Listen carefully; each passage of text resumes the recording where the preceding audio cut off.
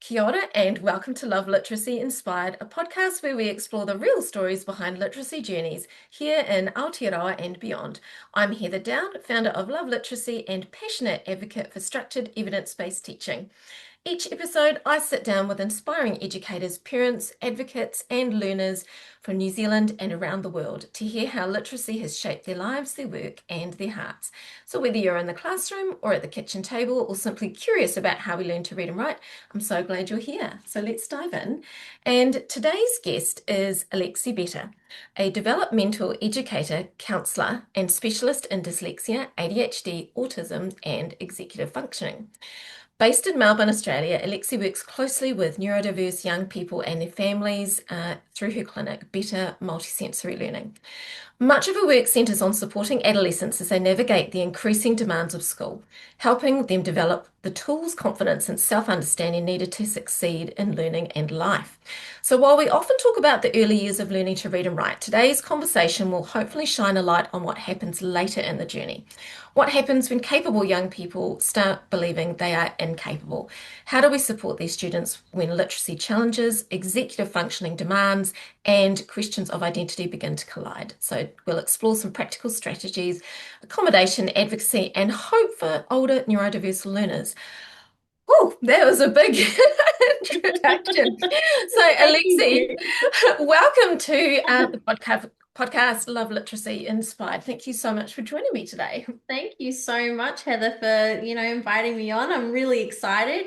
You've done some amazing podcasts and, my journey is very similar to, your journey as well. And we get to talk about the kids and how best to support them. So I'm really excited to have a chat to see how we can support our parents and, in Australia and New Zealand and around the world. And what else can we do to support these kids in the classroom, which is really exciting to be able to have these open conversations. So yeah, thank you so much for having me today. Yeah, awesome. And 100% there are, and especially around, we were chatting a little bit offline around the autism, ADHD, and all of these executive function. This is still like such an unknown area for parents and for teachers. So I think that this episode is going to be quite unique, and hopefully quite evergreen, like one of those ones that we can come back to time and And time have again. more chats. Absolutely. It's Yeah. gonna, I already sense it now. We're going to be going off and going, oh, we could talk for hours about these things. So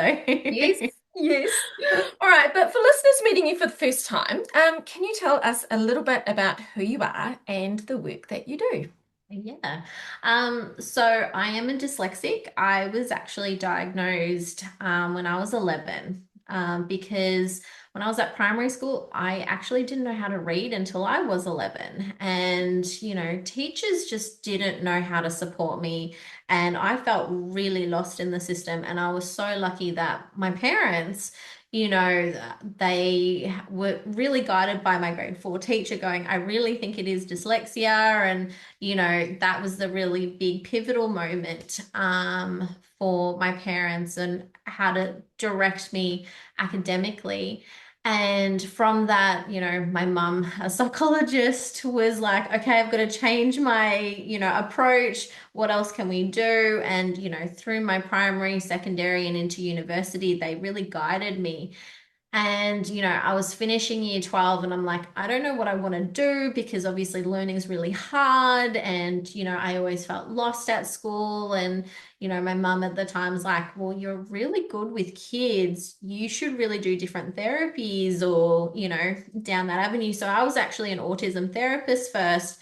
And I was like, I want to do more of the teaching. So when I went into my teaching degree, I was like, gosh, there's just not enough for kids with, dyslexia and autism and ADHD. And I was working with my autism clients at the time, and I'm going, there's got to be more out there. So I went down, the Orton Gillingham path, and that really opened my eyes. I'm like, geez, this would have made such a difference growing up for myself.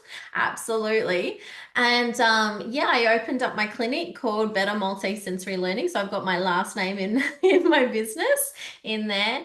And so we're located in Balwyn in Melbourne in Australia, and we offer a range of different evidence-based programs to support kids from, 5 years old right up to adulthood. So we offer literacy-based intervention, numeracy-based intervention, executive functioning strategies, so like study skills training, exam preparation, your final VCE, year 12 support. And then we also offer a range of different parent workshops, counseling, diagnostic assessments, and we also do ADHD coaching. So a variety of different programs to support these kids with dyslexia, autism, ADHD, and other learning challenges. So, I'm just so grateful for, this clinic, and I have an amazing team of educators and, psychologists and counselors, because we're all here to help these kids. And at the end of the day, when you have that diagnosis, and you and I were talking offline about it, it is a big, like, pivotal moment of what's the path, what do I do? And our center, and that's what I wanted to have, that any parents coming in is like, okay, this is the plan, let us help you with that plan. And at any point in time, whether it be from the primary school, moving into the secondary school, even moving on to university, these are different options, and this is how we can help, and to guide you so you don't feel left alone in this journey. So yeah, that's just a bit of a snapshot sort of thing, but I absolutely love our center, and I think, we really try and help the families and the kids during this journey so they don't feel, alone, because it is such a big journey, schooling. Oh, it really is. I had so many thoughts going through my head there. And yeah, because one of the things that I was predominantly thinking about with that is that especially when you've got ADHD and autism, there's different stages, like throughout every stage of your life, from young primary, it affects you in different ways. Like specifically I know with autism, because I've got a few students who have that. I see handwriting is a big thing, but also one of the things that I'm trying to get my head around at the moment is the literal side of things, because ambiguous questions are so difficult. Yes. Yeah, that was one of the things that because I've got my diagnosis, and I always wondered, why did I find ambiguity so difficult? But now that I understand, that's one of the areas that starts to And make that's sense. one of our areas that we really focus on, is teaching these different strategies and approaches, not just Mm. for in the classroom, but their life skills, so Yeah. you can apply it to out in the community or just in Mm. social situations. So yeah, there's many different steps and layers that we may not even realize as parents, that this is a challenge, and how can we bridge that gap Mm. necessarily. Yeah, absolutely. So you work with quite a few adolescents and older students. Yes. What drew you towards supporting this age group?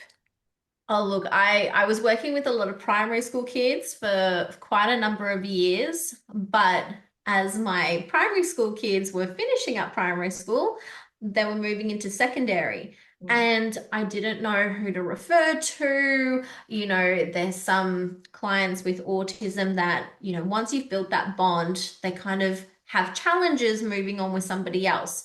So I was like, okay, I've got to get further training. I've got to get, further knowledge. So I did further education and things like that. And I was really lucky that my clients just continued on.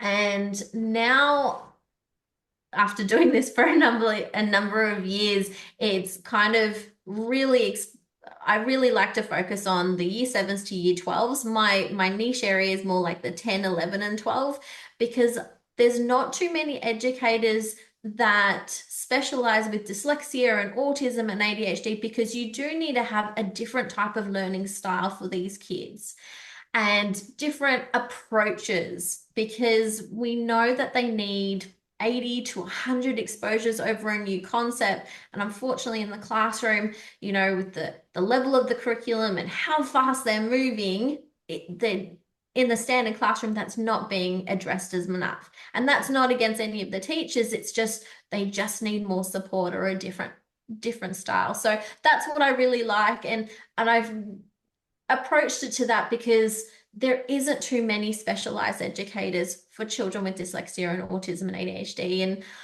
And a lot of the kids at that age, they want the help. Like they're willing to go that extra mile. I get emails from my students on, Friday nights, Saturdays, and Sundays where they've finished an, essay and they're like, can you help me review? And I'm like, absolutely, because they really want the help. So I don't know, I have a soft spot for Yeah. those older kids. So that's probably why, yeah.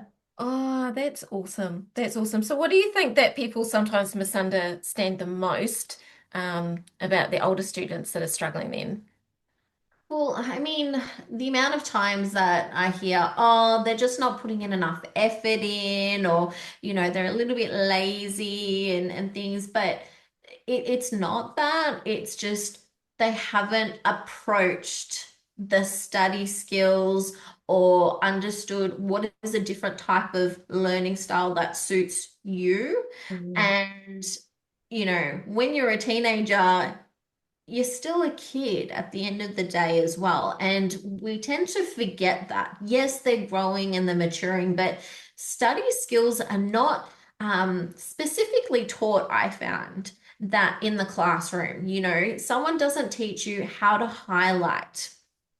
The amount of times I get kids, they Yes. bring in their books and they're like, oh, I've highlighted all of this. I'm like, the entire document's nearly highlighted. Do you know what the arguments are? Do you know what the reasons are? And they're like, I'll have to read it again. And it's like, okay, I'm going to teach you a different way to highlight and, explore this with you and just show them a different study skill technique that will set them off for like the rest of high school and moving into university and things like that. So that's what I tend to see. Mm, mm. Um, that these kids aren't lazy, they just need a different type of study skill that they haven't learned in primary school as such.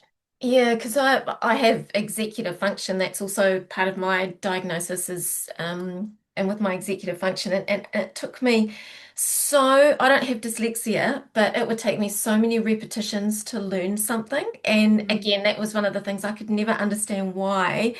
I couldn't like pick something up the first time I read through it. I would have to read and read and read. And even to this day, if I want to really, really nail something home, I have to read it, I have to write it, I have to read it out loud again. Like I don't know how many repetitions it is for it to stick in my brain.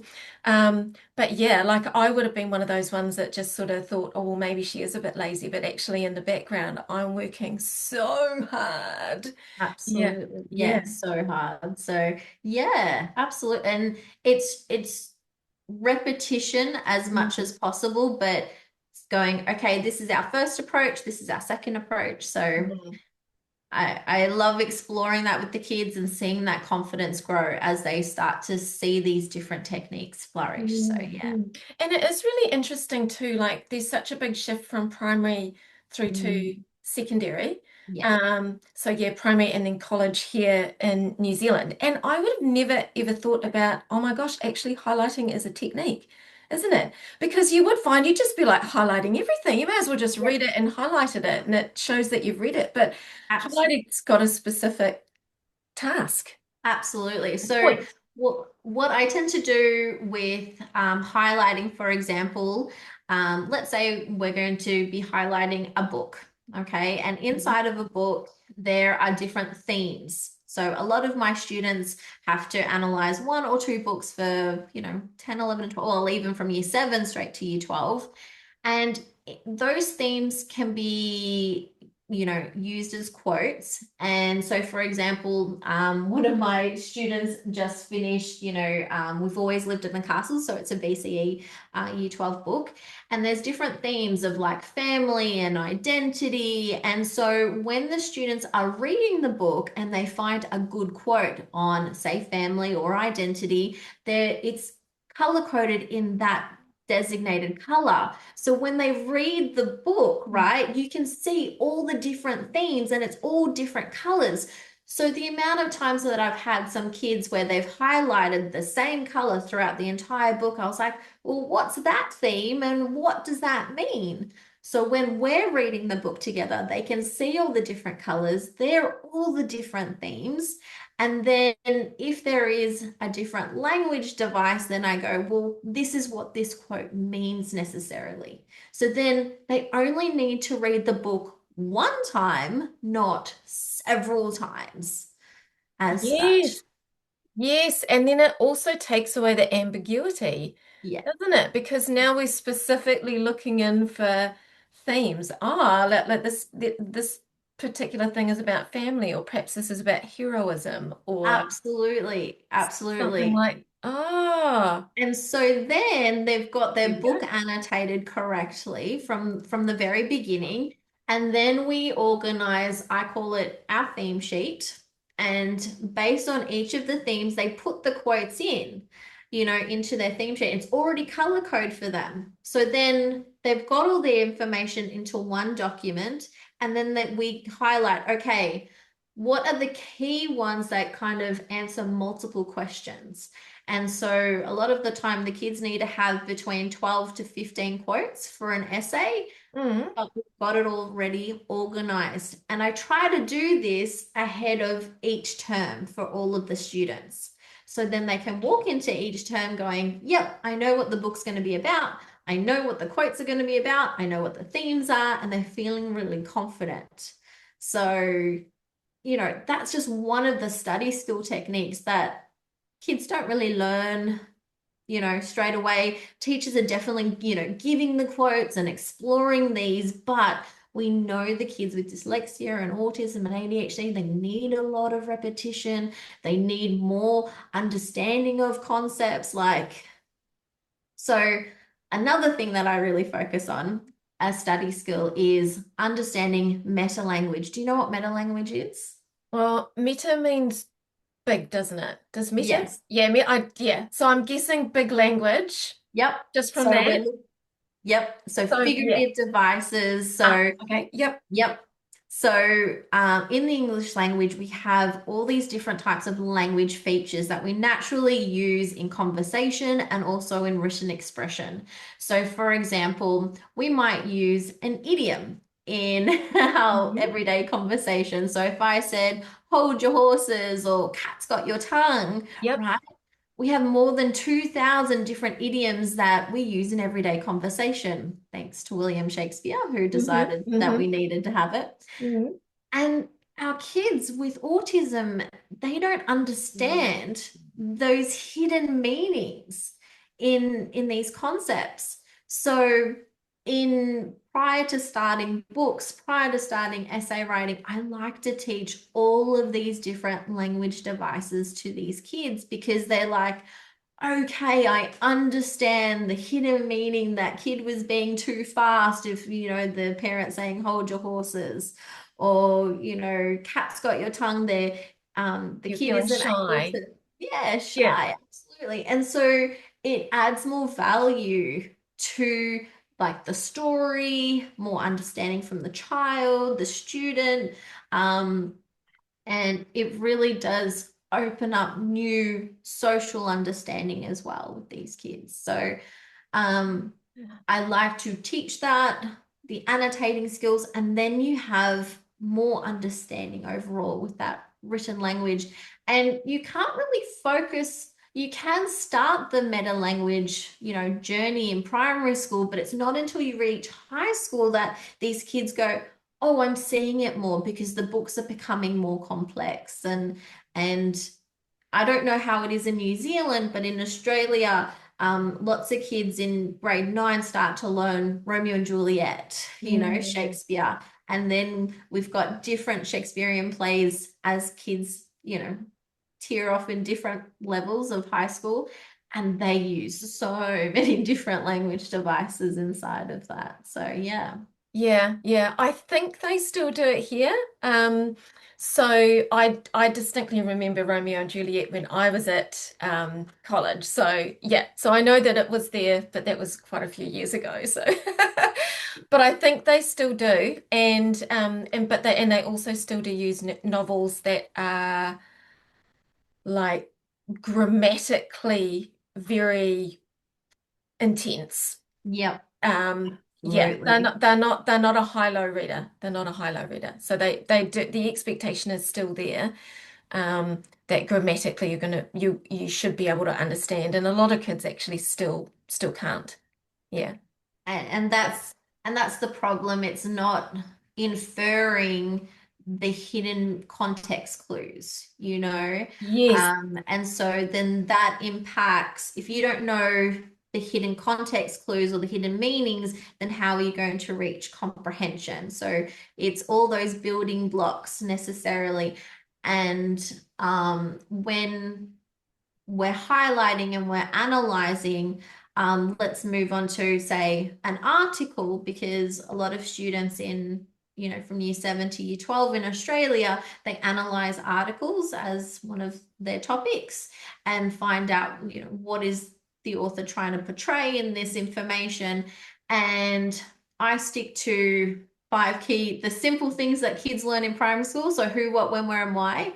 And the Oh, yeah, whats yeah, and the whys, still to analyze articles, are still part of the key concepts in articles. But then when you're answering comprehension questions, it's the same thing. There's who's in the article, what are they arguing, what's the like, why are they discussing it? It's still those 5W words, but it's just more advanced now. yeah, yeah, yeah, absolutely. And taking it from a like the writing revolution uses that for a to Correct. write Yes. it down, but this time Correct. we can actually use it to find things out. Yes, That is absolutely. so And I clever. always allocate those. So all of my 5Ws, I use specific colors for each one of them. So who is always pink? What is always purple? When is always orange? Where is always green? And why is always blue? So when they're analyzing the article, they see those colors and they can answer the questions a lot faster. Yeah, so instead of like, so I was actually having this conversation last week, like depending on where your working memory is, depending on where your load is, if you know that your who is blue, did you say? Pink, pink. Pink. See, there's No, my working memory. I have a rhyme and reason for the colors, I promise. So, for example, pink, I was like thinking of like our skin, and you can kind of see our pink on our hands. Okay. Yes, yes, yes. And I was Yep. thinking like, orange for when, because I was thinking of like the sun, and where is green, because kids are like grass and the trees. Okay. Yes. And then purple for what? Because, a lot of children with dyslexia, they actually can read clearer with the color purple. There's there's not a, there's no rhyme or reason, but they tend to register that color a lot faster. And then I chose blue for a why, because it's a lot more reasoning. So anyway, side Okay. note, that's Yeah, why I side chose note. But yeah, because what I was thinking too was like often, when you go back and you say, well, what was this article about? If you've actually got the who, or you've identified the subject, and it's not necessarily the last thing that you've read. It's actually, well, actually, I really know what this is about because I've been able to identify the who or the what right from the beginning. So I haven't read that, got to the end and gone, ah, it's about And yeah. if they've highlighted it all, I go, okay, we're going to write a summary. It's like, okay, we're going to join the colors together. And Mm, then what they'll see is, hey, guess what? That's your summary, everything mm, that you've highlighted. And that mm. just alleviates a lot of stress for them as well. So, Well, I yeah. feel like we've already talked about some really good tips and techniques, and I know that we've got another little section for tips and techniques as well. Yes. But yeah, so my next question is, what changes when our neurodiverse students move into secondary school? What changes?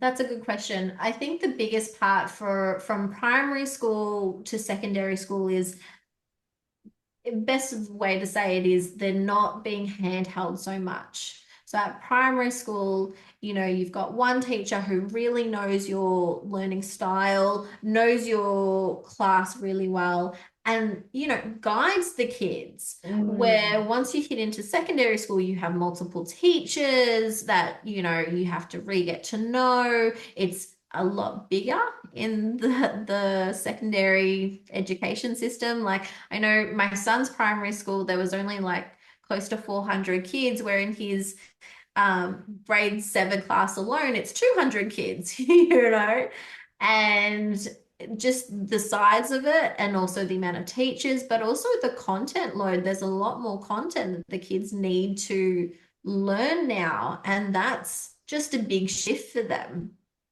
And also, I don't know about you if you've noticed, but they tend to put tests and exams all at the same time and it's not spaced out. yes, And yeah, yeah. overloading. And especially if you have, dyslexia or autism or ADHD, like that is a lot to study for Mm. all at the one time. So there's different things that have become more challenging once you enter into that second part of schooling. Mm. Yeah, when my eldest son started college, he's my dyslexic, ADHD, dysgraphic, dyscalculic.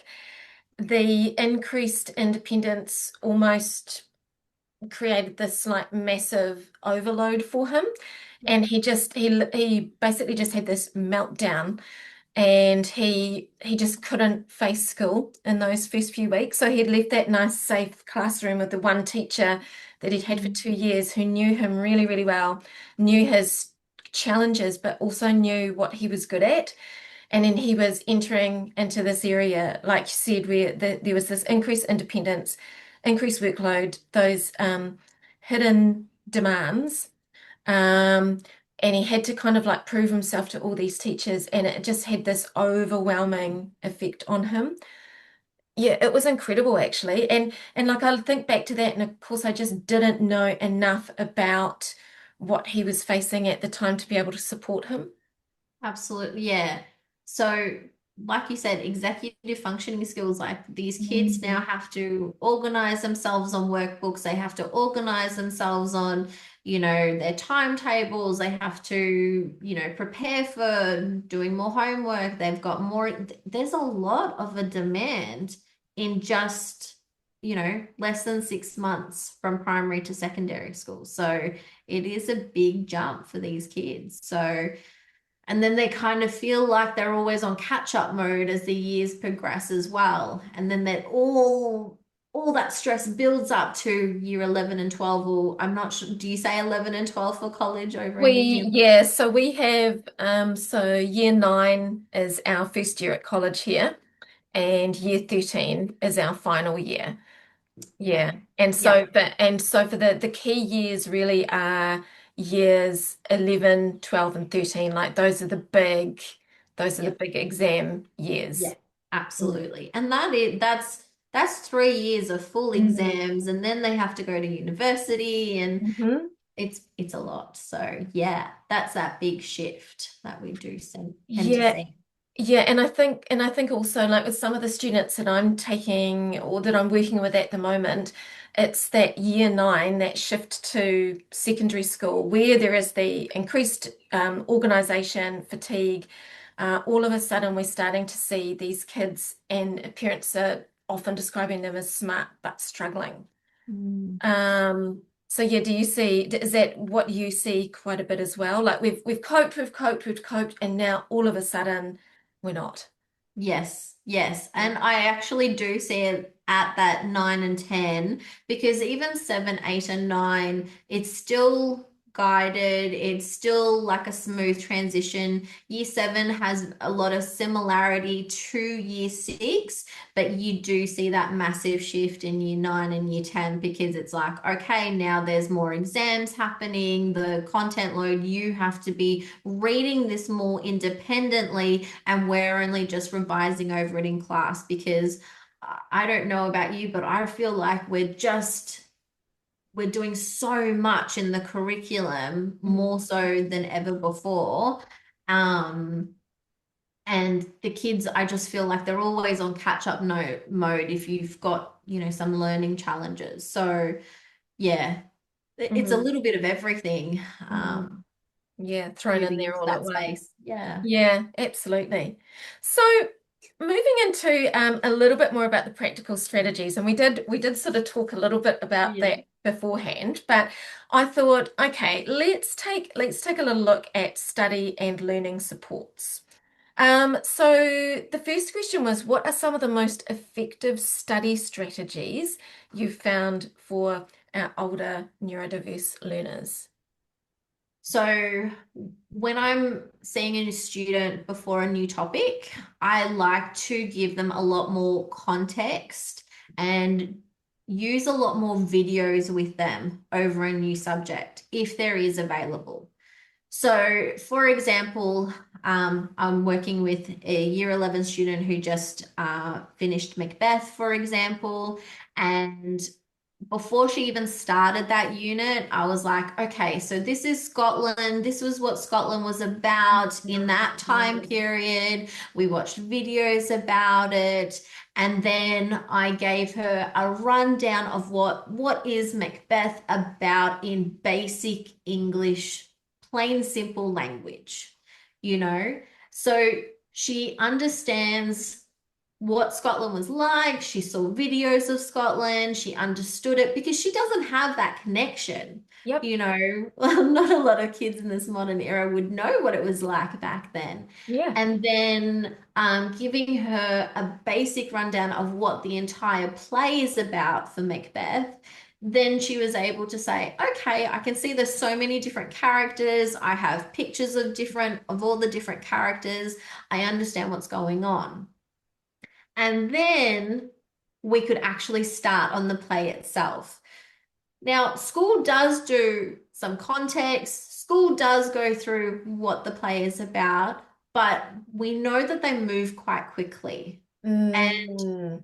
so some of these lessons that I have might be 2 or 3 or 4 lessons that are just one-on-one with her. And then I can talk about context words as well, because we know that our children with, learning challenges, they might not be understanding some of those Mm. context words. So for example, in Macbeth, they say the word Thane. So Thane is Lord in Scotland during that time period. Okay. Yeah. And that's one of the first key words that is taught when you introduced Macbeth, right? Okay. And I wouldn't have known what that is. Thane. I was Yep. thinking, oh, is it a name? Is it Yep. a place? Imagine if you went the whole time thinking, oh, that's someone's name. And sometimes teachers might explain certain words and sometimes they don't explain it. But, I get to go through every single word with them as much as Mm. possible. So they have the extra opportunity Mm. to Mm. learn that. So, and also depending on some of the kids, some of them do have, and we were going to talk about different resources, but sometimes they have what's called a C pen. I don't know if you have that in New Yes. Zealand. Yes, and I've got a few children that have access to CPEN. Yeah. So sometimes the kids do use it and sometimes they don't use it. And just getting them into the habit of, okay, while you're reading at school, this is what I want you to do. Otherwise, I'm going to try and pre-teach it to you. So pre-teaching is a big part of my learning. And second part is using videos, because children with dyslexia and, autism, if they can see it, they can connect to it more and they understand more of that information. Yeah, because at the heart of dyslexia, gosh, the sun is so bright behind my hair. The heart of dyslexia is a difficulty with language. So if we can add something in there which adds to like you're talking about building the context, helping with the words, if we can add something in there that bridges a gap between the language, why not? Why Yeah. wouldn't we? Yeah. Absolutely. So, some kids at some schools, I should say, they do bring in people to watch the play, but there's many different books that are out there that don't have play versions that kids can see. Mm. And sometimes there are different books that, have there's not a lot of videos on. So you have to show them different concepts to support that book or that film or anything like that or that play. Mm. So Mm. yeah. Yeah, so So building the context, building, pre-teaching, using videos, introducing really difficult or ambiguous Mhm. vocabulary that we may not have come across before, making good use of the CPEN. Yes.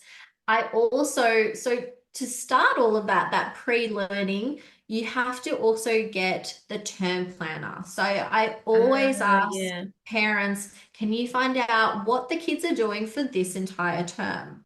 Or if the parents can't find out, they might be on the school portal or even just reaching out to the teachers. Because if you have a copy of that term planner, then you can go, okay, in week 8, you've got a test here. So we've got 8 weeks to prepare you, you know? And at the end Yeah. of the day, some of these kids who don't have the good executive functioning strategies can't plan. And Mm. by a parent having that or an educator having that, it's a piece of gold because then you can plan out what the lessons are going to be like. Yeah, yeah. And you've got a time frame, you've got an end goal. It's yeah. Yep. Yeah, yeah. Absolutely. And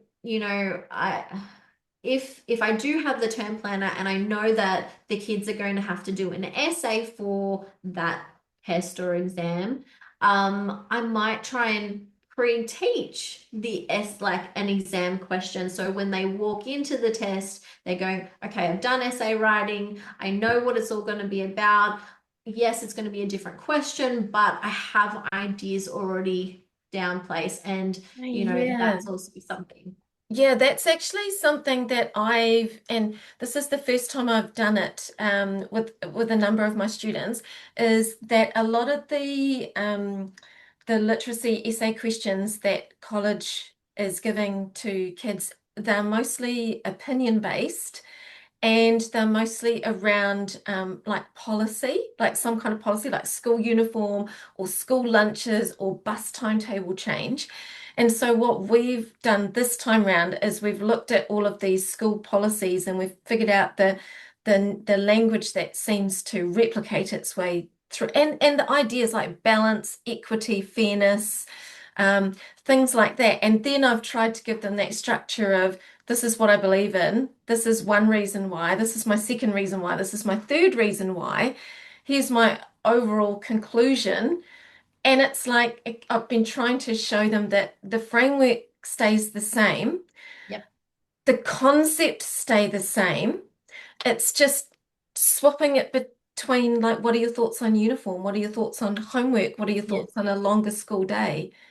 So, yeah, Absolutely. Yeah. So with my year 12, so it would be your year 13s there in yep, New yep. Zealand. Mm. I try to do essay practice with them for the entire year Ah, right. and go, okay, no matter what question we've got, like we do a lot of practice essay questions, and at school they're Mm. doing a lot of practice questions, and they go, well, no matter what the essay question is going to be, the same themes, just like what you said, same themes, same ideas, same words, it's just organized a little bit differently, but it's still the same. And but the kids don't realize that when they're first starting at school, they think every essay is going to be brand new and they're reinventing the wheel and things like that. So yeah, it's literally like you said, just exposing them, seeing it, repetition at the end of the day. Yeah, because I was talking to my previous guests and they were talking about sentences and essays. And I'm pretty sure it was three. There are three different types of essays: persuasive, Yep. which can also be opinion-based, expository. Yep. And then there was one more, maybe it was like the letter So or you do a creative as well. create. There we go. Yep, Yep. yep. So Yep. there we go. So if we can cover off the three genres, Yes. then Then they're covered. And that's what, when the kids walk into my sessions, every lesson it's like, okay, up on the board, give me the three different types of writing styles, essay template, sorry, and you have to write it out so they get into the habit of template layout before they even begin writing the essay, so they don't forget a section. So And there we go. there you Ah, go. that was cool. So yeah, the next question was essay writing can become a huge barrier for older students. So Yeah. so we've got this. So the better ways we can scaffold. So we've looked at the effective study strategies, the better way that we can scaffold written thinking for adolescents is to work it out into those templates Mm. and just break it down and let them know, well, actually, really, you're writing one of three different types of essays. And I don't know about you guys, but over here, they're quite often asked to write a letter or an email. So then it's just teaching them how to put that together. Even writing a letter or an email. So in the creative section, in year 12, like well, 10, 11, and 12 here, or 11, 12, and 13 for you. There's a whole unit on creative writing, and you can do a memoir, you can do a letter, you can Yep, do, yep. different writing styles to express. But at the end of the day, if you don't know how to write a paragraph, that's going to Mm, impact yep.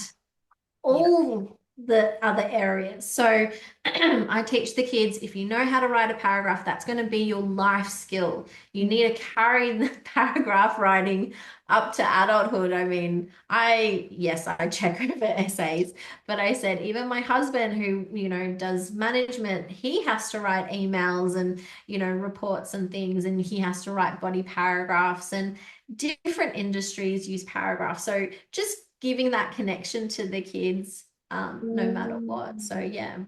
Yeah, it just creates a nice little link. Yes. Yeah. I do use a range of different essay templates for the kids, and I Mhm. color code every section for them so they know every section. If they've missed a part in their essays at school, for example, I'm like, okay, color code, where's your topic sentence? Color code, give your example. Color code, where is your reason? Oh, I can't find my reason. I was like, okay, so you could identify that that's the part that you're missing in your paragraph. So I also use color coding in essay writing as well. And the kids tend Yes. to, Yeah, because my next question was executive functioning challenges and written output. So, yeah, there you here we go. go. So um, I tend to stick to certain colors for topic sentences. So that starting part, then your examples and your quotes, and then into your analysis. So each of the kids can see, okay, I've got three out of my, four colors there. Oh, I can see I'm missing this section. I have to go back and edit. And Mm. that little prompt is so important for the kids because they're not having to reread the information. They can visually see it as they're typing, or they're handwriting it. Yeah, that is such a helpful trick with that. Oh, I feel like I always feel like this, and I say it every single time. Ooh, I can't wait to to trial these some of these things with my own students as well. And just for parents at home, what Mm. are some of the little warning signs that they could look out for with their students when that overwhelms kicking in? Because it can be different, it can manifest really differently in a lot But of the students. homework and, Yep, essays, I yep, think it's like the avoidance. yeah. So whenever I see a student at this, like for our lesson for that week, it's like, okay, bring out your laptop. Let's go through each of your subjects. When is anything due? I Mhm. don't focus on other subjects, but just reminding them, going, hey, did you know about this? And then we go through in their subject and what have you gone through this week? Mm. So I'm reviewing what they're doing this week, and that's what parents can do as well. Hey, you learned this week in English or with math or whatever like that. How did you feel about it? Do you want some extra help? I can see you had some homework due. How are you going with it? So it's sitting down with them still at the end Mm. and going through that conversation because I don't know about you, but my son is not very, doesn't have a lot of language-based skills at the end of the day. He's like, yeah, school was good, or, he Yeah. just, you ask him, well, how was your maths class today? Or how was your English class? Good. Yeah, fine. Yeah. Vocab is very limited. So by guiding the parent and the kids together, one, I feel like it brings them together sometime, depending.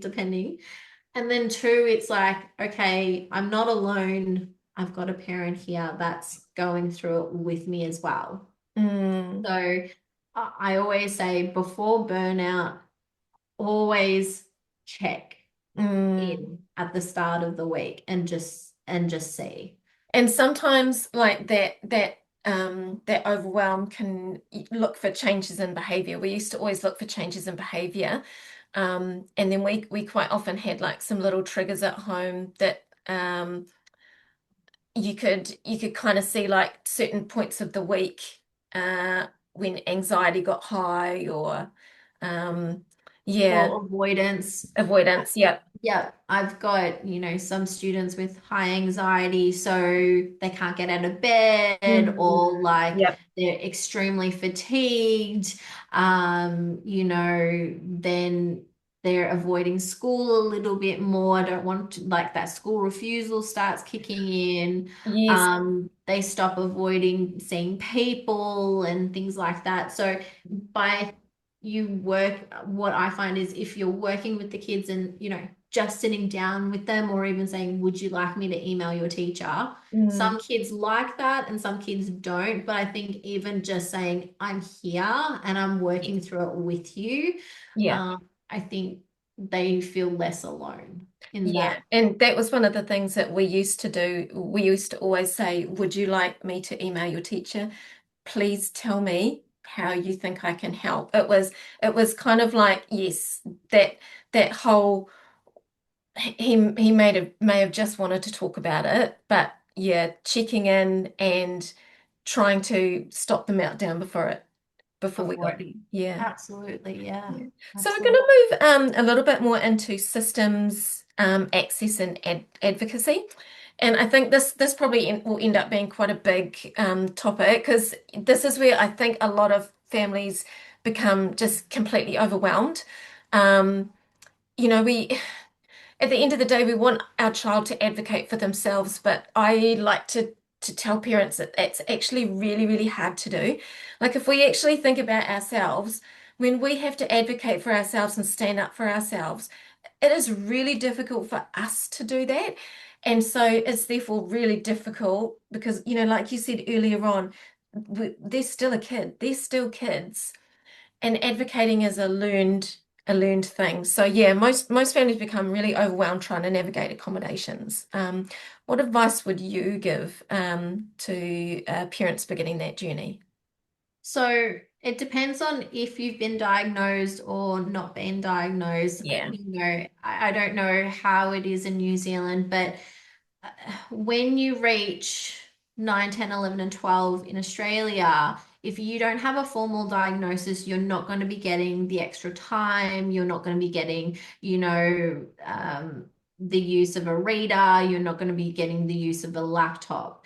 So you do have to have a formal diagnosis. And, for me, I think having a diagnosis is always better because it just means even if that child is only mild, that means they're entitled to support. And Mm, at the end of the day, the child is not going to change. It just means they're going to get the support that they need. yeah. So for advocacy, one, try and get the report if you can, because that report is gold, especially moving in from not just high school, but moving into university as well, because so many accommodations also occur when you reach that tertiary education, as such. So, Yeah. yeah. So in New Zealand, we don't need a formal diagnosis, but we do need there's got to be well documented Mhm. challenges that have gone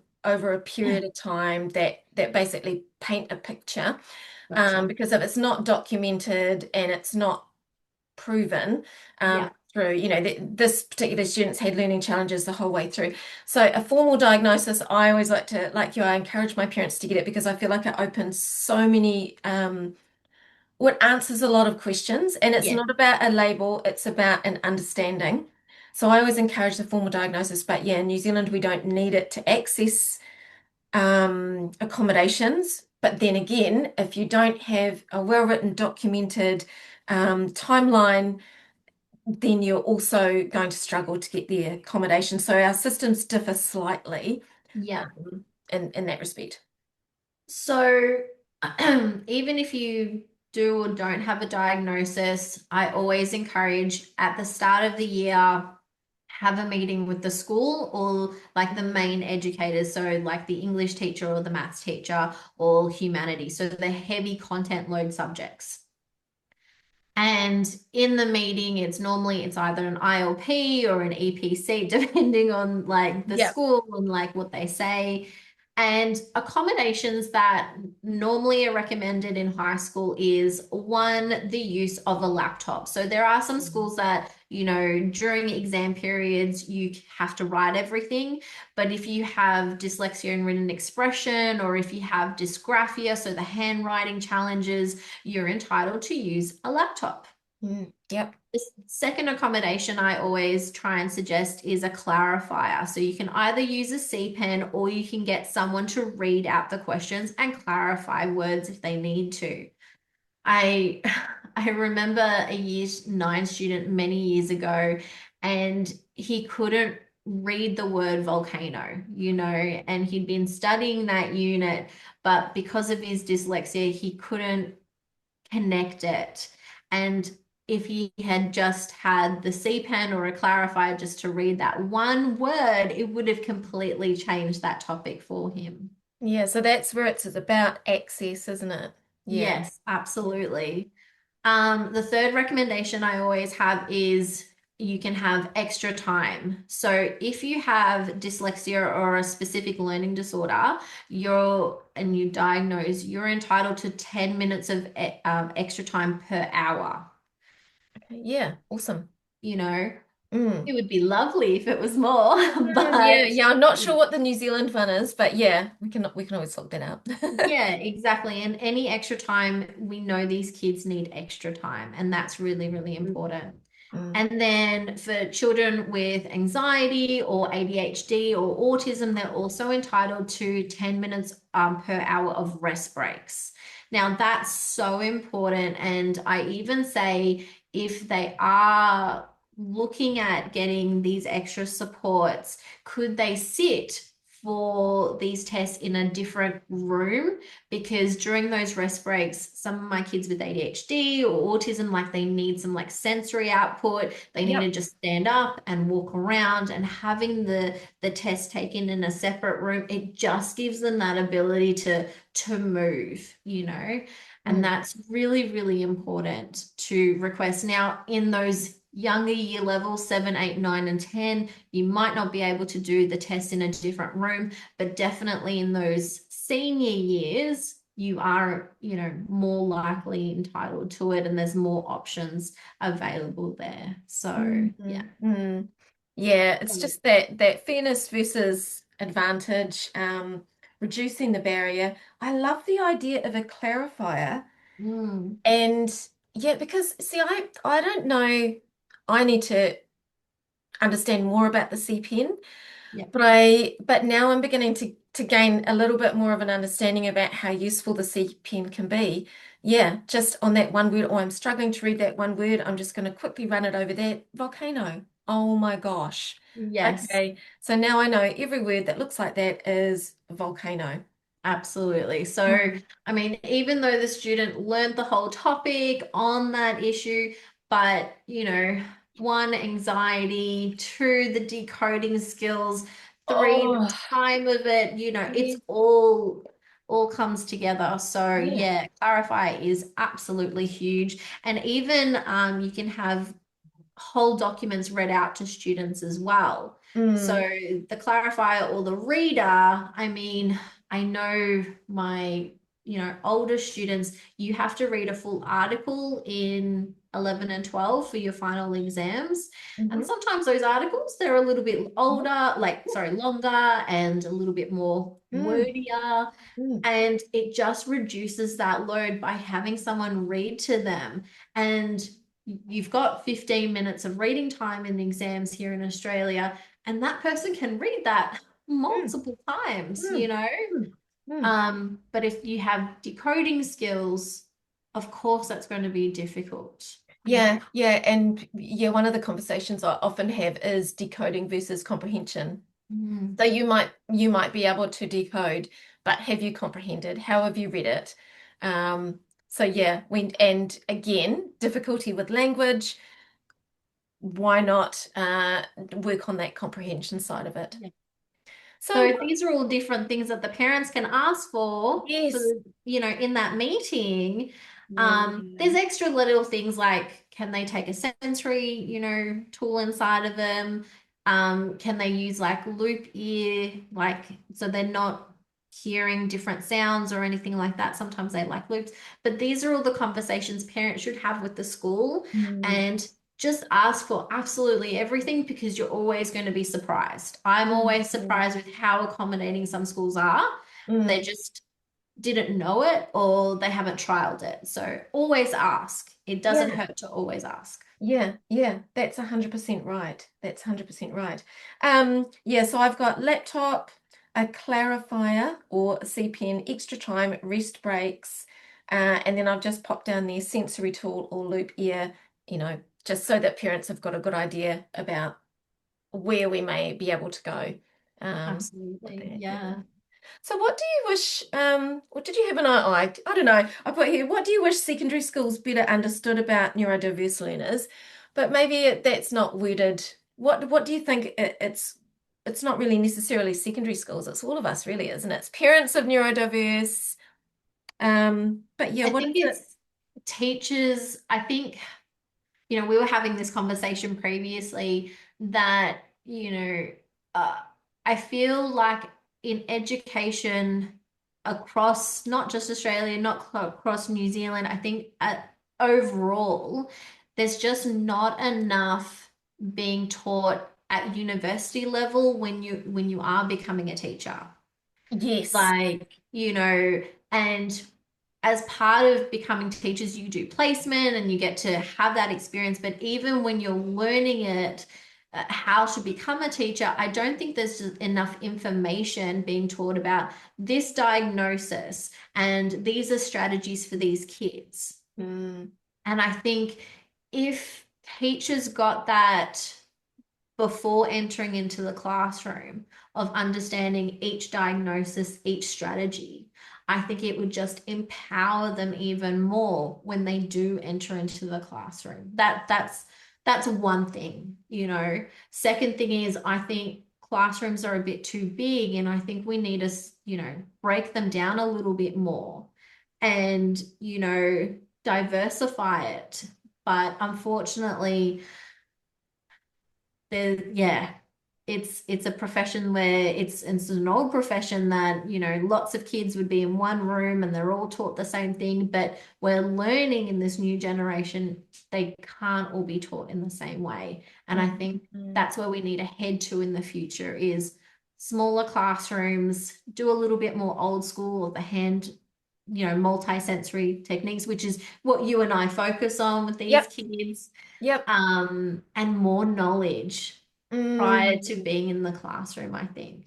Mm, yeah, so the knowledge thing comes up with every single conversation that I have in some way, shape, or form, whether we're talking Mm. about, morphology, structured word inquiry, writing, Mm. um, yeah, just the knowledge. Like for you, it's the looking at the pre-teaching. I mean, look at how much knowledge you had to build when you're building context about Macbeth. It's not just, oh, this is a play and it's written by Shakespeare and it's a tragedy. I'm assuming that Macbeth is a tragedy because It actually is. I don't. Okay, there we go. I just assumed that because of Shakespeare.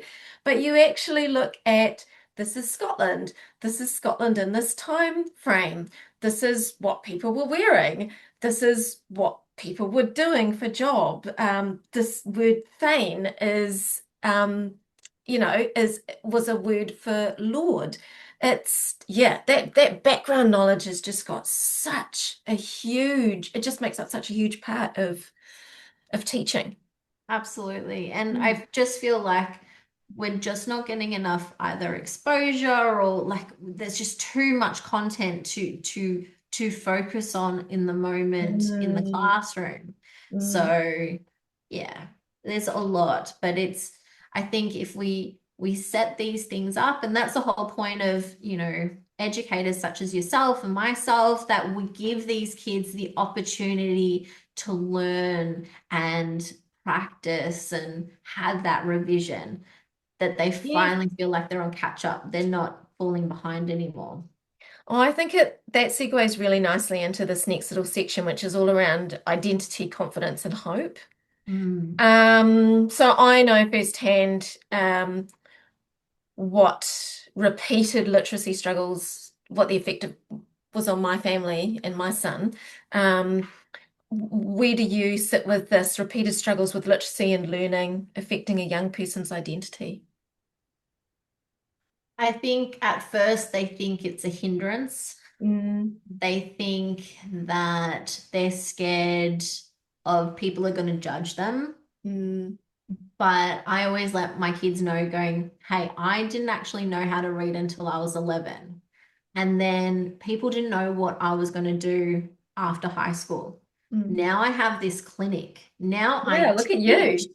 how to read. Yeah. And that's what, that simple little connection, right? Mm, I have this same conversation with all the parents, and they're like, I didn't know how to do this when I was their age, and they're doing it much earlier.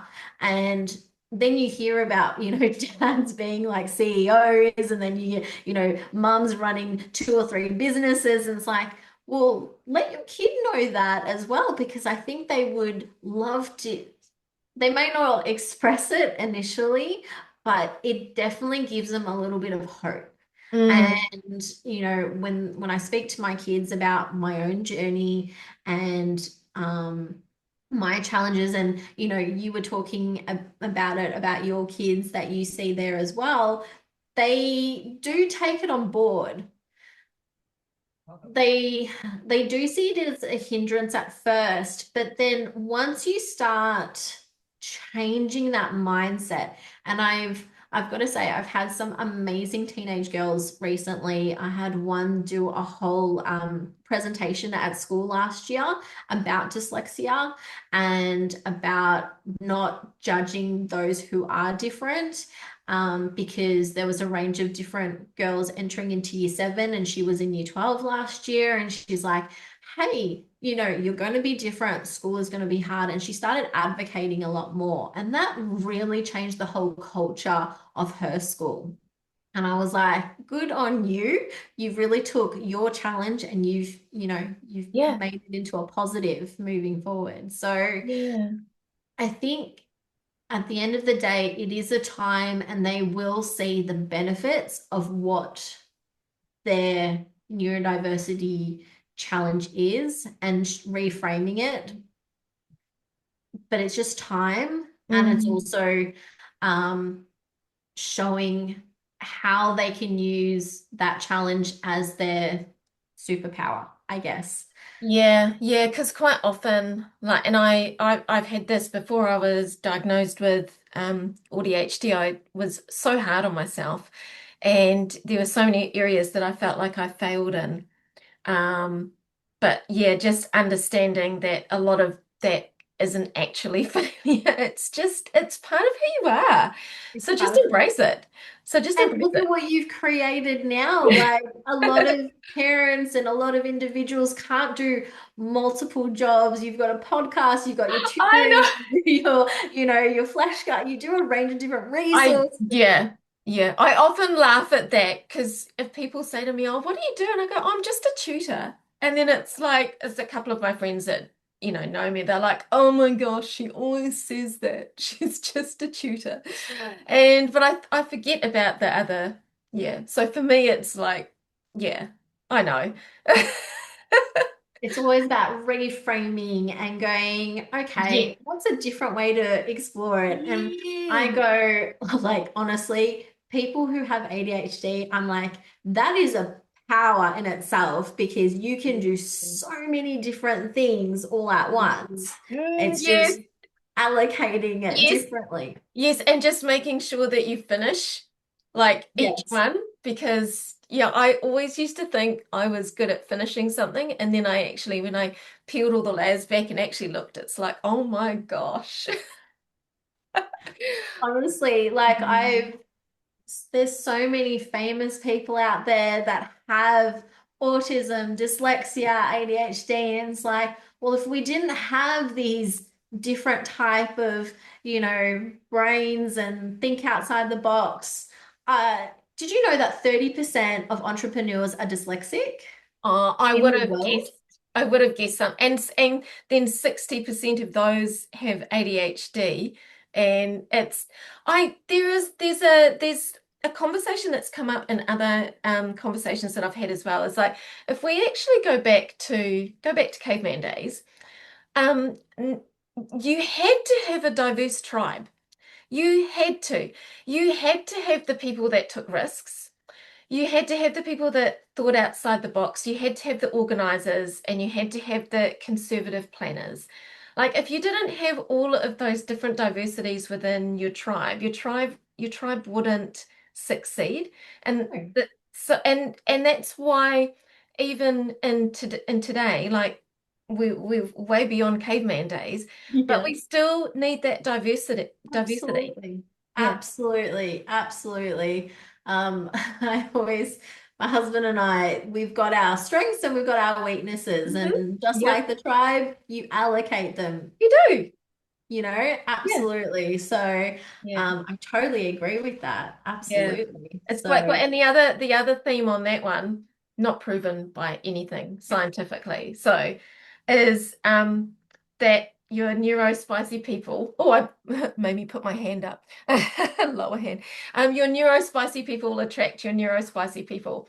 And so you'll get your ADHD and your autism together and your dyslexia and your ADHD, and we all seem to like get together in these little bands and abs- and yeah. we make each other thrive, and you can push yourself if you're Mm. willing to open that door and be open to discussing it. And I think that's the biggest um shift that I've seen in the last decade, that people are more willing to talk about a diagnosis where, Yes.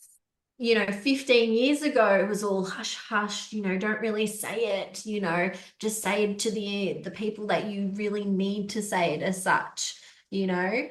Um, and now we're just, okay, I've got this, this is Yep. the reason, and what can we do to help or sort out the situation based on this? And I Mm. think I think it's a really positive change moving forward. I agree as well. And we talked a little bit about this offline as well, but I know there will be so many parents that want to know a little bit about this. And it is the medication side of it.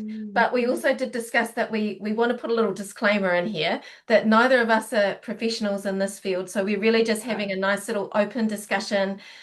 You're Based on our based on our experiences. experiences, and yeah, we just encourage people to go and do their own research and connect with professionals. But like for me personally, medication was a bit of a game changer, because I was really worried that it was going to, you hear all these things about it stunts your creativity. But for me, I am still creative, but now I've got more balance in my life, and I can see that it's actually much healthier for me to have friendships, outside interests, and work and family, as opposed to just diving headlong into whatever fad was taking or hyperfocus was taking my thought process away. So for me, medication has made life a lot quieter. And you wouldn't have known that if you hadn't have just give it a go and Mm, see, because maybe it didn't change much even on the medication, but it's great that you had a go. And I think that's the biggest part when I've spoken to parents, and I'm also a mother of a child with ADHD. mm, And we have trialed and errored, trialed different medications at the yep. moment. And prior to medication, um, it was more like, okay, we've just got to keep repetition. You've got to, you know, so it's more ADD. So my son is more inattentive and he's got working memory challenges and his dyslexia and things like that. So in my mind, it was like, oh, it's always the dyslexia that's causing a lot of the challenges with, that working memory. But as he grew up, I was like, I think there's something a bit more to it. And getting that formal diagnosis, I was like, okay, what else can we do? And we trialed different medications, and my son's coming home going, Mum, I was actually able to complete everything in class for the first time today. Oh, Like, did you know this, this, and this? And I'm like, gosh, he's recalling sessions, like information from class for the first time ever, you know? And it's not that he was not trying beforehand, it's mm, just like he mm, couldn't, you know, get that level of engagement like mm, previously. mm, Now, when I've worked with kids, and you and I were talking about this previously, like yep, I see a range yep. of kids with medication and not with Mhm. medication. And the kids with ADHD, I do see a massive shift in how much the children are able to, one, engage in the sessions, two, how much we can complete in the sessions nowadays, and three, be able to, apply it in sessions to come, Yeah, where if there's children without medication, and that's absolutely fine. But what I notice is the difference that it takes a lot longer to yeah, get. yeah, yes, yeah. I agree. It's like whatever glitch there is in that working memory, because we know that it's an executive function. Like ADHD is really just a difference in executive function, really. It's like it lowers that barrier a little bit, and all Correct. of a sudden information starts to go and pass into that long-term memory And a it lot and faster. it what sessions what so with someone who doesn't have ADHD or someone who is on medication, it might take, half the amount of time. Mm, mm, And yeah. that's fine, but it's more like sometimes if the child isn't on medication, I just sometimes they become exhausted as well, Mm, because they are working really hard, and it's just taking it a lot out of them. But yeah, I mean, yeah, at the end of the day, it's purely up to, each of the yeah, parents, and they yeah, have to do the research, and not all yeah. medication works as well. Absolutely. And like you said, it is trial and error because Yeah. yeah, even I trialed a couple of different medications before Mm. finding something that makes me feel like essentially me, like Yeah. I'm still me, but I always think of myself as I'm actually a better version of me. Yeah. And I honestly see that with my kids who are on medication, you finally get to see their capability. Mm, They're mm, feeling really confident as mm, well.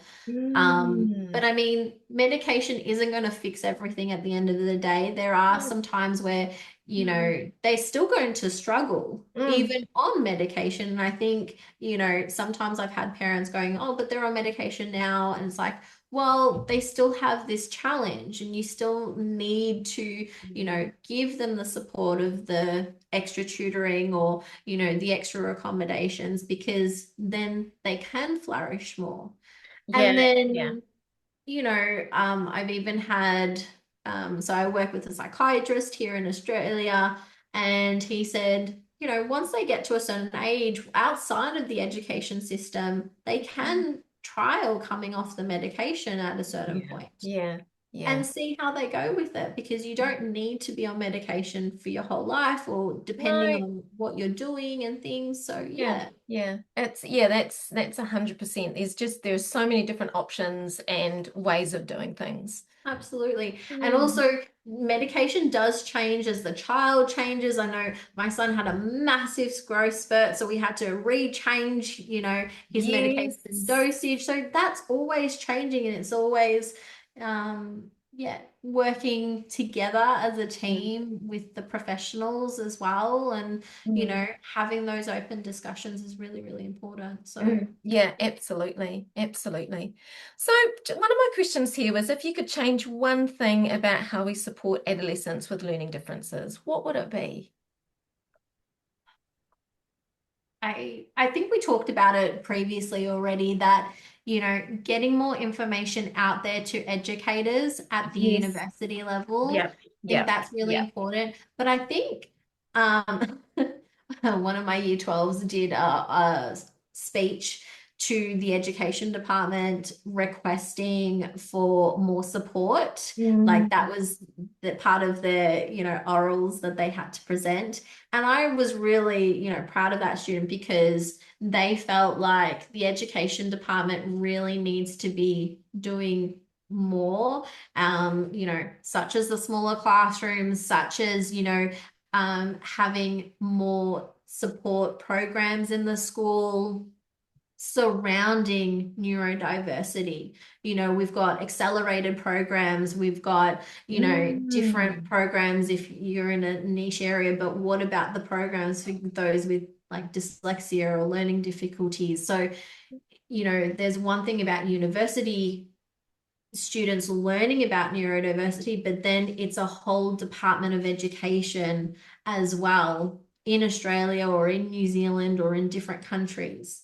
And I think the more knowledge we have on that government level about it, I think that would just ripple through into the schools as well.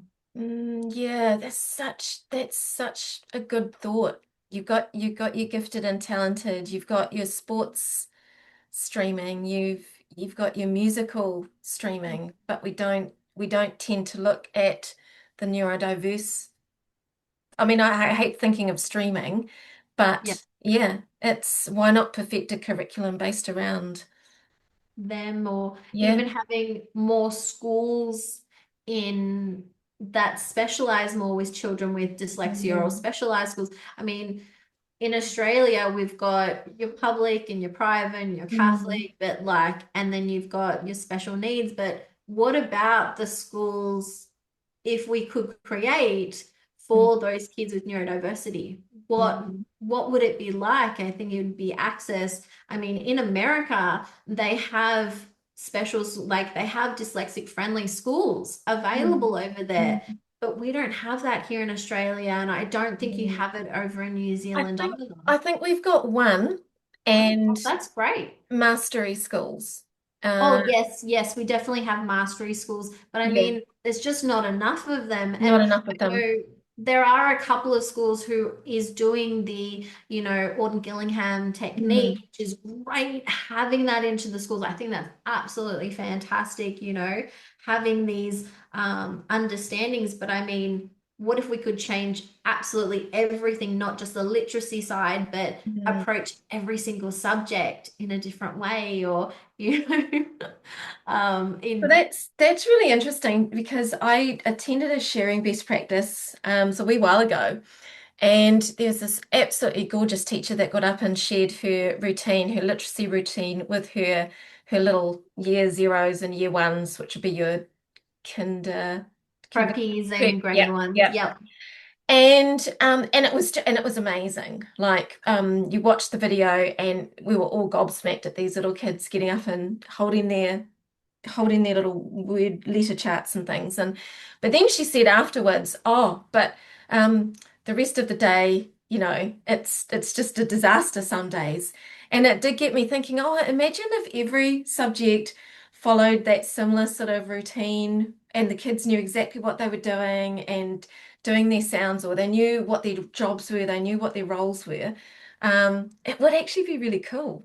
It would be amazing. Yeah. Mm, Just we also do evidence-based programs at the center. So in maths, and then in maths, we kind of set it up the same. Well, is setting up the same way as the literacy. They know the words surrounding maths. We're color coding the Mm. different symbols. We're knowing the, concepts and the meaning behind it. So we set it up that way. But I'm thinking, if a school was doing that same approach for humanities, for science, for Mm. everything, I mean, the kids would really flourish. And also, if you have just a school just focusing on that, for or just assisting those with neurodiversity for a time period, it's my every lesson is giving that extra time. Every lesson is giving. And it's not to say that schools aren't doing that at the moment. It's just like what would happen if there was a different type of school? Mm. I just think it would be so interesting. But,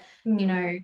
I think we've really changed in the last 10 years Mm. across Australia, New Zealand, and the world about learning the programs such as the Orton-Gillingham approach, which is an Mm. evidence-based program, knowing these phonics, knowing these rules, and you can see all these teachers are learning about it. I think it's absolutely Oh, amazing. yeah.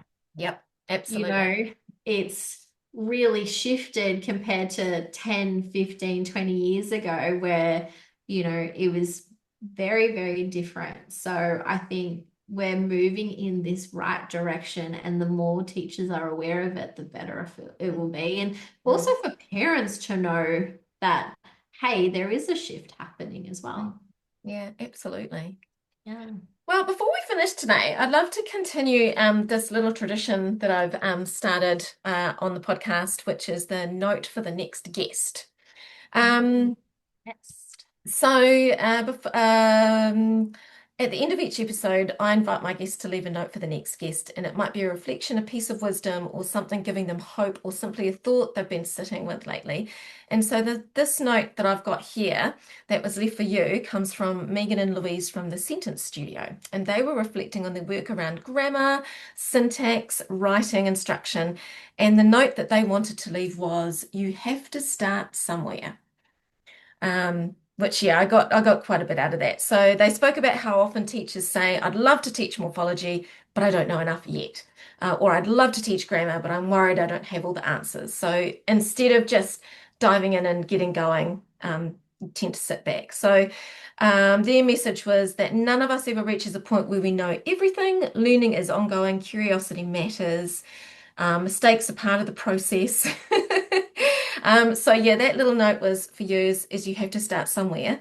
And then I wondered if you would like to share a little something for the next guest. For me, it's always have a go. Even if you Oh, don't get it right, always have have a a go. go. Yeah, I'm gonna write that one down. Because, we were talking about it doesn't have to be medication. It doesn't have to be about like the exams. It doesn't like even Yeah. essay writing. Just have a go. And then you learn from that mistake and you learn from that experience. When I'm doing essay writings with my high school kids, their first essay, it took like an hour or two for us to work through it together. The second time we had to go, hey, guess what? It only took us 40 minutes to get through it, and they learned from it. And then they did a third one, they had to go, and it's like, oh, this only took me like, 20 minutes. And it's like, but you had to go. You tried it, Yeah. trial and Yep. error. Yep. Yeah. That's exactly. I always think about this podcast actually. Because I'd hummed and hawed about doing it, and then I don't know, I talked myself out of it quite a few times, and then I just shrugged my shoulders one day, and it's like, yeah, just give it a go. Just Just give it give it a a go. go. You know what? If you record 5 of these podcasts and you realize, oh gosh, this is not something I like doing, then at least you gave it a go. That's it. There's so many people who tried different, career paths because they had to go. They said, oh yeah, it Mm. was great at, for this, but I wanted to give something else a go. And I Yep. think that's really important that we are really lucky in this new day and age to just give it Mm. a go and see how we go. And if it doesn't work, what's another style of learning or a style of teaching that suits, that's better. And Yeah. I think that's really important. Yeah, that's exactly right. And the only way you learn is by doing something. That's the Yeah. only way you're ever going to, yeah. You'll never know. You'll never know. We had a could have, should have, would have, and that there's a lot of the time I focus on, I don't want to have I could have, should have, would have. I should have done that. I could have done that. I would have done that. It's yeah, and I think that's where it's beautifully. It fits beautifully. I've always have a go. That is awesome. That is awesome. So yeah, and also before we finished, I wanted to just give you an opportunity to. There's two things here. So number one, just let everybody know where they can find you on Yeah, socials.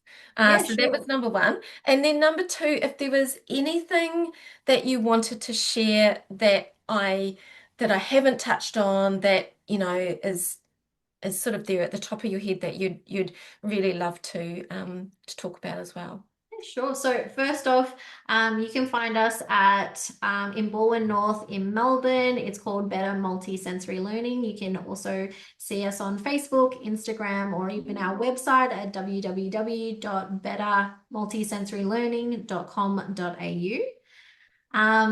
We were also on Facebook and Instagram, like I said, or you can contact us on 0468 302 808. It is +61 because it's Plus six obviously one. in Australia. Yeah.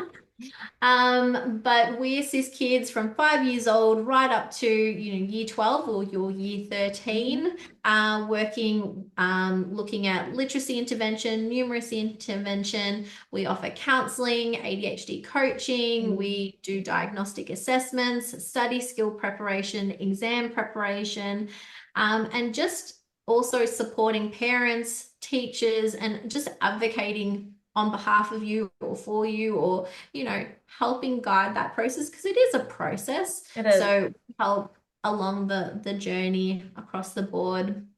So yeah, give us a call if you have any questions. Happy to chat further. But I'm just so grateful to be part of this podcast with you, Heather. Like it's just been so great. This has But been I an think amazing conversation. honestly, I think we've had talked about so many different ideas. I could talk about it more, but if you have any questions or if parents have any further questions, I'm more than happy to chat about it because there's so many different study skill techniques out there. It's just Mm. individualizing it for the child. I guess something that you and I didn't touch on was like, say, technology resources, but that's something Oh, we could talk now that more you've about. said that, I'm like, oh no, because we did talk a little bit about laptop and C-Pen, but Yeah. we didn't get to technology resources. So yeah, If you wanted to talk about that for a little bit let's further, let's just have a quick chit chat about that now. Yeah. yeah, sure. So some resources that I like my kids to have is you can change the different fonts and layout of the pages for kids because we know that a lot of kids struggle with reading like Times New Roman or Arial or things like that. Yes. So we know that a lot of children prefer different fonts that suit their needs, such as the Dyslexia font or the Comic Sans or Cavallini. So you can set up different fonts and sizes. Now, one technology that I really like to use is Immersive Reader. Have you used Immersive Reader before? I have not used Immersive Reader. So there's Immersive Reader on Word documents, or there's Immersive Reader on the internet documents. So if you go through Microsoft Edge, you can actually, when you're researching, say, frogs, for example, and you might go to like a search browser, and you know how sometimes when you're searching for things online and there's so many ads that pop up and Mm. there's just so much to read, and sometimes my kids just get so overwhelmed. There's a little click icon at the top of the document. There are three little dots, and you can click on to Immersive Reader. And Immersive Reader takes you in where you can change the fonts of the internet browser. It can space it all out. It can read the whole internet document. It gets rid of all the ads. It's really a simplified version of helping the kids. Yep. So I That's really like awesome. that. Now, you can also find that on Word as well. So the kids can do the same thing. If they've received a document that they need to analyze or anything like that, they can, click on that icon in Word, Immersive Reader. It's like a little book and it can read it to them. They highlight a particular word and it comes up with a picture version of the word as well. Yeah, Okay. Oh my yeah, gosh. yeah. it's not every single word, but a good majority Yep. of words, you know? And I think, you know, Immersive Reader was developed by Microsoft specifically for children with dyslexia. Mm, So I think it's such a great resource that the more that parents know and teachers and kids know, I think the better because it's there to help. And I think there's so many new programs coming out there, but I've always, that program for the internet browsers, I think is so important for parents to be aware of. awesome. Okay. Yeah, that's a really, really good one. We'll be able to get a nice little list of of everything here. That's super. Yeah, I'm glad that you've talked about that because yeah, and it made me think of something else I wanted to ask, but I'm aware of the time. So, but it just means that there is obviously more to talk about Yeah. with accommodations and just support for our neurodiverse learners. Like, yeah, it's not a one and all. No. And it Yeah. always changes depending on the child and, Yep. their diagnosis. So, you know, happy to talk with all the parents and, Mm, happy to talk, we can do another chat and things, but mm, I think it's always going to be evolving yes. and, the more things that are out there and the more that people are talking about it, I think it's going to be a great new change for the future. Yeah, absolutely.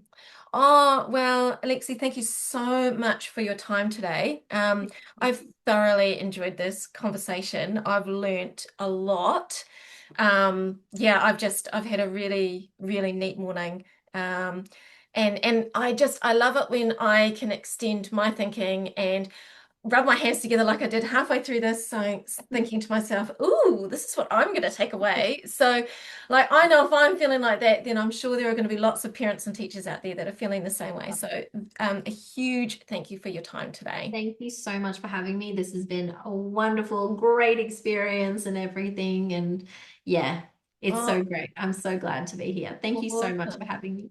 Wonderful. So, now, Mihi for joining me today on Love Literacy Inspired. If this conversation sparked a thought, a question, or a sense of connection, please consider sharing it with someone who might need it too. So, you can listen, follow, and join the conversation on Spotify and YouTube, or find more at my website, which is loveliteracymountmaunganui.com. So, until next time, keep sharing stories, keep asking questions, and keep loving literacy. So, thank you so much. Thank you. Bye. Bye.